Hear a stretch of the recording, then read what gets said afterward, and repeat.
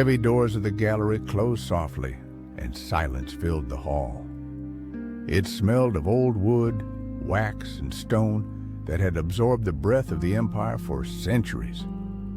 The sunset lay in gold upon the portraits, the faded tapestries, and the cold armor in the niches.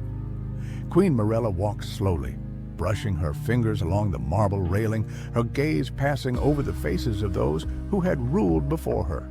Men, stern, proud, majestic, and now, her, alone, in a hall where even the walls still remembered the voice of Lothar the Great. He looked down from his portrait, commanding, like the age itself. In his time, Nimecea ruled Varna and Lorantia. Her ships sailed farther than any fleet. He was the measure of power, and in that gaze frozen on the canvas was something the living no longer possessed: the certainty that the world belonged to you. Mirella stood for a long while, and in the reflection of the gold, her face seemed pale as stone. You knew how to win, she thought, and I must learn how not to lose. Outside, the bells were ringing.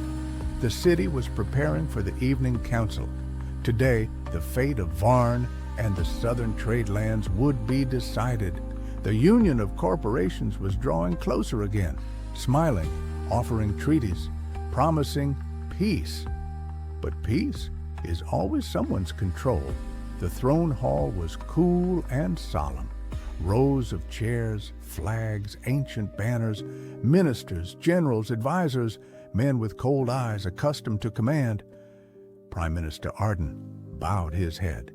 The council was in full assembly, and then the doors swung open. A man from beyond the Varn entered, the mayor of a Loranthian city, in an expensive but worn frock coat with a face where cunning lived beside fear.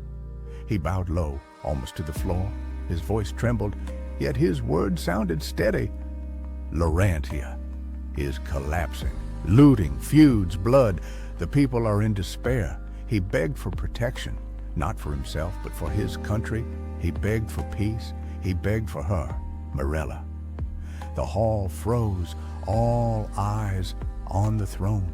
She looked at him for a long moment, coldly, as if at a piece on a chessboard, and said quietly, "If the mirror has cracked, we are not obliged to gather its shards. But pleas for help must not go unanswered." From that moment, the air smelled of iron. The ministers began to speak one after another, of the treasury, of expenses, of duty. The generals reminded that the army awaited orders. Intelligence whispered that Lorantia was bleeding out. Refugees were moving toward the borders. The fire was approaching. And then Mirella raised her gaze. "We can wait until the fire reaches Varn, or we can guide the wind so it burns where it benefits us." The words fell into silence like a sentence, and in that moment, it became clear the decision had been made. Nimecea was entering the game once more. The next morning, the bells of Veldarium rang. Long, solemn tolls rolled over the river. Light pierced through the fog, gilding the marble of the palace and the gray rooftops of the old city.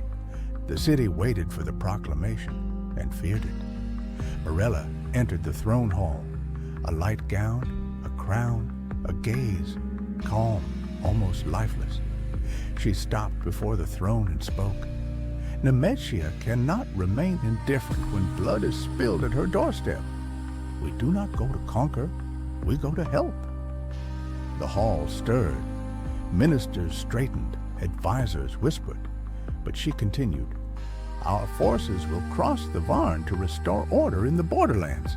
First, send Meron. There will be stationed garrisons, medics, administrators. We are bringing back peace." But everyone in the hall heard something else. She said help, and they heard power. She said law, and they understood the beginning of an empire. The mayor bowed, thanked her, forced a smile. but his eyes trembled. He knew whom he was letting in. Julius Arden stood by a column, hands behind his back, and in his gaze was the satisfaction of a man who sees his plan beginning to unfold. When the doors closed behind the guest, Mirella spoke quietly, "Announce my will to the people." And at that moment, somewhere beyond the palace walls, chains were already ringing. Smiths were forging bridges across the Varn. Veldarium shone with gold, and in the morning light it seemed the very shadow of Lothar the Great gave the faintest nod of approval.